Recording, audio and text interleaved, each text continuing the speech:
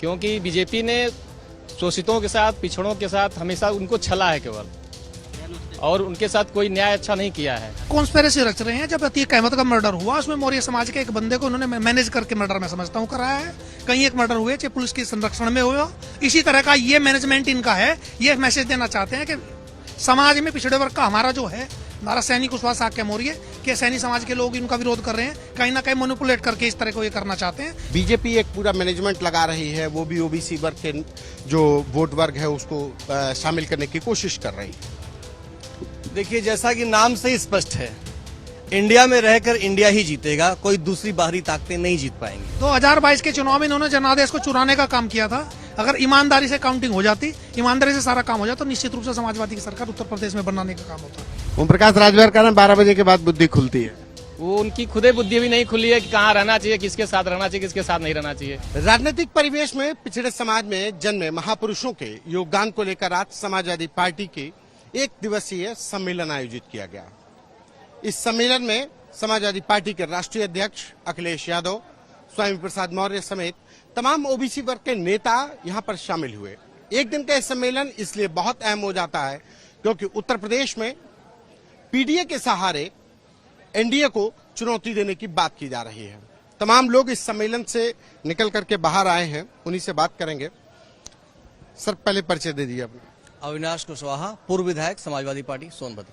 अविनाश जी, एक जो सम्मेलन हुआ तो अब इंडिया और सामने एनडीए है, लगता है कि एनडीए उत्तर प्रदेश में जहां पे सबसे ज्यादा लोकसभा सीटें हैं वहां से कुछ हो पाएगा, क्योंकि बीजेपी एक पूरा मैनेजमेंट लगा रही है, वो भी ओबीसी वर्ग के जो वोट वर्ग है उसको शामिल करने की कोशिश कर रही है। देखिए, जैसा कि नाम से ही स्पष्ट है, इंडिया में रहकर इंडिया ही जीतेगा, कोई दूसरी बाहरी ताकतें नहीं जीत पाएंगी। तो इंडिया की जीत तो सुनिश्चित है, इंडिया ही जीतेगा। लेकिन आपके जो तमाम जो साथी हैं वो तो छोड़ करके चले गए। ओम प्रकाश राजभर आपके साथ थे, दारा सिंह चौहान छोड़ करके चले गए, वो लोग छोड़ करके भी तो जा रहे हैं आपके नेता। देखिए, ये सब मौके के साथी हैं, किसी के साथी नहीं है, और इनके छोड़ने का इतिहास रहा है। तो छोड़ने वालों के सहारे जंग नहीं लड़ी जाती। आप कहाँ से आए हैं? सोनभद्र से। क्या नाम है? मनीचंद कुमार कनौजिया, पूर्व ब्लॉक प्रमुख छतरा। मनीष भाई, ये बताइए कि ये जो सम्मेलन हो रहा है, क्या इससे लगता है कि उत्तर प्रदेश की सियासत में एनडीए को चुनौती दे पाएगा पीडीए, क्योंकि पिछड़ा, दलित, आदिवासी ये जो वर्ग है, अल्पसंख्यक वर्ग है, उसके सहारे कहा जा रहा है कि समाजवादी पार्टी चुनौती देगी बीजेपी को? बिल्कुल देगी, क्योंकि हर पिछड़ा वर्ग, दलित वर्ग, शोषित वर्ग समाजवादी पार्टी के साथ खड़ा है। क्योंकि बीजेपी ने शोषितों के साथ, पिछड़ों के साथ हमेशा उनको छला है केवल, और उनके साथ कोई न्याय अच्छा नहीं किया है। बस उन्हें अपने पक्ष में इसलिए रखता है क्योंकि उन्हें राजनीति करनी है, उनका वोट बैंक काटना है, इसलिए उनको अपने साथ रखता है। इंडिया हमेशा जीतेगा, जीता है। 2022 के जो विधानसभा चुनाव है उसमें तो आप लोग तमाम दावों के बीच में आप लोग हार ही गए, क्योंकि जो बीजेपी ने वादा किया था, जो लालच दिया था, कुछ लोग, कुछ वोट बैंक कटे, जिसके चलते हम लोगों को हार का सामना करना पड़ा। इस बार ऐसा नहीं देखने को मिलेगा। इस बार इंडिया जीतेगी और जीतेगी, फिक्स है। कहाँ से आए हैं दादा? सोनभद्र से। सोनभद्र से कुल लोग आए हुए हैं? बहुत लोग आए हैं, बहुत लोग आए हैं। तो ये बताइए कि ये जो एक दिवसीय सम्मेलन हो रहा है, इसमें तमाम बातें की जा रही हैं, लेकिन बीजेपी कह रही है कि ओबीसी जो वर्ग है वो हमारे साथ है, वो तो हम उनके असली हितैषी हैं। ओबीसी वर्ग उसके साथ तब तक रहा है जब तक वो झूठा वादा नहीं करते थे, लेकिन उनके जो है झूठे वादों से नाराज होकर के सारे ओबीसी वर्ग अब उनके साथ नहीं जा रहे हैं, अब जा रहे हैं समाजवादी पार्टी के साथ। अच्छा।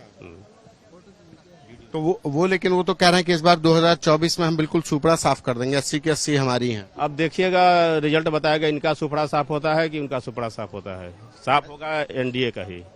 अच्छा, एक आपके पुराने साथी थे ओम प्रकाश राजभर, वो कह रहे हैं कि 12 बजे के बाद बुद्धि खुलती है सपा वालों की। अरे वो तो दल बदलू आदमी है, वो तो कभी यहाँ कभी वहाँ मौके की तलाश में रहते हैं, जहाँ मौका मिलता है वो अपना रोटी भोजन अपना बना लेते हैं। ओम प्रकाश राजभर कह रहे हैं 12 बजे के बाद बुद्धि खुलती है। वो उनकी खुदे बुद्धि भी नहीं खुली है कि कहाँ रहना चाहिए, किसके साथ रहना चाहिए, किसके साथ नहीं रहना चाहिए। वो कब किधर नैया, जिधर नैया देखते हैं, अवसरवादी नेता है। अवसरवादी नेता है वो लोग। हाँ, जहाँ अवसर मिला अभी आ गए, उनको सीट भी नहीं मिली बैठने के लिए। अभी एक बीजेपी की मीटिंग हुई थी, वहाँ पे आप देखे होंगे, पीछे खड़े थे वो, तो वो अवसरवादी नेता है, वो कहीं भी बैठ सकते हैं, उनको कहीं सम्मान नहीं मिलने वाला है। जो सम्मान उनको समाजवादी पार्टी में मिला था वो सम्मान वहाँ नहीं मिलने वाला है उनको। लेकिन वो तो कह रहे हैं कि 2022 में जो सपा को पूर्वांचल में जो कुछ भी मिला वो हमारी वजह से मिला, अब की सुपड़ा साफ। थोथा चना बाजेगा ना, सुने में कहावत ना, वही हाल है उनका। बस वही वो बज रहे हैं, वो कुछ नहीं है, कुछ उनके पास। वो तो जो सीट पा गए अपना सुभाषपा का, वो समाजवादी पार्टी की बदौलत पा गए वो।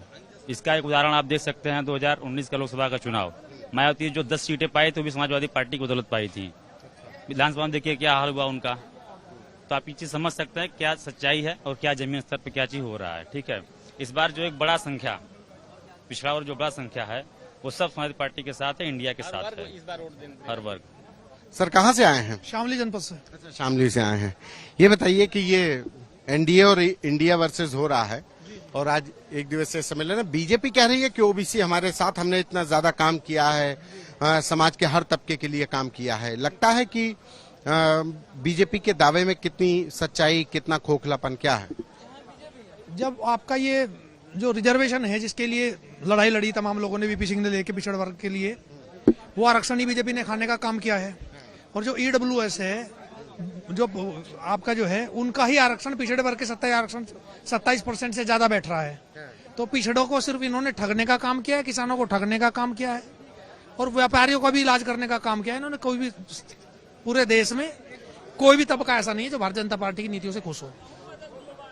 तो इसका वोट में तब्दीली हो पाई? क्योंकि 2022 के चुनाव में भी हमने देखा कि बहुत नाराजगी है, लेकिन नाराजगी वोट में तो नहीं तब्दील हो। 2022 के चुनाव में इन्होंने जनादेश को चुराने का काम किया था। अगर ईमानदारी से काउंटिंग हो जाती, ईमानदारी से सारा काम हो जाता, तो निश्चित रूप से समाजवादी की सरकार उत्तर प्रदेश में बनाने का काम होता। आप शामली से आते हैं और पश्चिमी उत्तर प्रदेश के बड़े नेता हैं जयंत चौधरी। जयंत चौधरी पे भी डोरे डाले जा रहे हैं। वो तो बदनाम कर रहे हैं ताकि इनका इसमें फूट डाली जा सके, लेकिन उससे कुछ होने वाला नहीं। जयंत जी का बयान भी आया था पिछले दिनों में, उससे कोई फर्क पड़ने वाला नहीं है। फूट डालो और राज करो, जो अंग्रेजों की नीति थी उसी पे लागू करना चाहते हैं। अंग्रेजों की पिट्ठू रहे हैं भारतीय जनता पार्टी के जितने हैं, ना इनका आजादी की लड़ाई में कोई योगदान रहा, ना उसके बाद में। इनको जनता के हितों से कोई सरोकार नहीं है। चाहे आपका जो मणिपुर वाला मामला हो, चाहे आपका मेवात और नूह वाला मामला हो, हिंदू मुसलमान का जो ओपीएम है, जो अफीम है, जनता को वो दे करके अपना उल्लू सीधा करना चाहते हैं। पूरे देश को बेचने का काम कर रहे हैं और नारा देते हैं मैं फकीर हूं, झोला उठा के चला जाऊंगा। पूरे ये झोला ही उठा करके जाएंगे, जनता इनके हाथ में झोला पकड़ाने का काम करेगी 2024 के चुनाव में। और इंडिया की सरकार बना करके देश में फिर से संविधान का शासन होगा और जनता की आवाज को सुनने का काम करेंगी सरकारें। आप लोग के एक पुराने साथी थे ओम प्रकाश राजभर और दारा सिंह चौहान, वो लोग तो छोड़ करके चले गए, आपके साथी छोड़ के भी तो जा रहे हैं। वो सत्ता लोलुपता में इधर आए थे, सत्ता लोलुपता में वहां चले गए। सत्ता के लिए नहीं, विचार की लड़ाई हो रही है। व्यक्ति प्रमुख नहीं है, विचार प्रमुख है। जो पिछड़े वर्ग के तमाम लोग हैं, जो हमारे यहाँ नेताओं ने यहाँ कड़र देने का काम किया है, विचार के लिए लड़ाई लड़ रहे हैं। चाहे किसानों का हो, चाहे व्यापार का, अंततः सबको जनता के हितों के लिए काम करना है। वो अपने हित की लड़ाई लड़ने का काम करे, किसी भी तरह से मलाई मार ले, मंत्री पद हासिल कर ले, इसी चक्कर में वो यहाँ आए होंगे धोखा दे करके, और इसी चक्कर में वो वहां जा रहे हैं। इनका कोई विषय नहीं है, किसी जनता से इनका कोई सरोकार है नहीं। लेकिन 2022 के चुनाव में वो साथ में थे, अब की नहीं है, तो कुछ इफेक्ट पड़ेगा पूर्वांचल में? कोई फर्क नहीं पड़ेगा, लाभ होगा। आदरणीय राष्ट्रीय अध्यक्ष जी ने गोरखपुर से चुनाव लड़ाया था, हमारे इंसाफ साहब को एमपी बनाया बाबा के यहाँ से, और फिर उन्होंने डोरा डाल कर वहां चले गए। इनका जनता से कोई विषय नहीं है इसी तरह का। कई लोग हैं, चाहे राजभर जी और भी इसी तरह के लोग हैं। अच्छा, एक चीज आज की जिस तरीके से घटना हुई, आज स्वामी प्रसाद मौर्य जा रहे थे तो उनके ऊपर हमला हुआ, इससे पहले घोसी में भी स्याही फेंकी गई, तो ये किस तरफ जा रही है, क्या लग रहा है? ये कॉन्स्पिरेसी रच रहे हैं। जब अतीक अहमद का मर्डर हुआ, उसमें मौर्य समाज के एक बंदे को उन्होंने मैनेज करके मर्डर में समझता हूँ कराया है। कहीं एक मर्डर हुए, चाहे पुलिस के संरक्षण में हुआ, इसी तरह का ये मैनेजमेंट इनका है। ये मैसेज देना चाहते हैं कि समाज में पिछड़े वर्ग का हमारा जो है नारा सैनी कुशवाहा साक्य मौर्य के सैनी समाज के लोग इनका विरोध कर रहे हैं, कहीं ना कहीं मैनिपुलेट करके इस तरह को ये करना चाहते हैं। इससे कोई लाभ होने वाला नहीं है, उल्टा जनता समझती है भारतीय जनता पार्टी को उसका बड़ा नुकसान 2024 में उठाना पड़ेगा और इनसे उनका कोई लाभ होने वाला नहीं है किसी भी तरह का। अच्छा, आज जब कार्यक्रम हो रहा था तो आपके नेता से स्वामी प्रसाद मौर्य, उनके ऊपर एक हमला होता है। जो हमलावर है उसका नाम आकाश सैनी है, उसी वर्ग को लेकर के आप लोग बैठक कर रहे हैं? रहने वाला है तो जो है नहीं, वो सैनी है, आप लोग उसी वर्ग को लाने के लिए कोशिश, तो ये क्या कैसे देखते हैं इसको? ये समाज के लिए उसको ये समझना चाहिए था कि आज जो कार्यक्रम है वो समाज का ही है, उसको ऐसा, लेकिन उसने कोई निजी लाभ के चक्कर में कर दिया ऐसा। वो विपक्ष का करवाया हुआ है, वो तो उसको जांच होनी चाहिए। कोई गंभीर व्यक्ति पर हुआ है ऐसा तो है नहीं। ओम प्रकाश राजभर कह रहे हैं कि 12 बजे के बाद बुद्धि। ओम प्रकाश राजभर की बातें मत करिए, वो सेटलमेंट में लगे हैं, कहीं अपने लड़कों को सेटल कर दें, बस वही उनका एक काम है अब। अच्छा ओम प्रकाश राजभर, कभी आपके दोस्त थे, अब उधर चले गए हैं, अब फिर क्या वापस आने की उम्मीद है कभी आप लोगों के पास आने? हमारे राष्ट्रीय अध्यक्ष एक गाना है, उन्होंने गाया था सदन में भी कि उन्होंने एक लाइन उनसे भी कहलवाया था। उन्होंने कहा था कि हमारे अंगने में तुम जी, तो उनका वही काम है और कुछ नहीं है। तो ये समाजवादी पार्टी के वो लोग हैं जो आज एक दिवसीय सम्मेलन में पहुंचे थे। उनको लगता है कि 2024 के चुनाव में जो एनडीए विपक्षी गठबंधन जो तैयार हुआ है वो एनडीए से मुकाबला करेगा। जो ओबीसी वर्ग को लुभाने की जो कोशिश बीजेपी की तरफ से की जा रही है वो बेमानी होगी। इस बार का ओबीसी वर्ग इंडिया के साथ खड़ा होगा। बहरहाल नतीजे तय करेंगे कि वोट कहां गया। कैमरा पर्सन रोहित के साथ संतोष कुमार, यूपी तक।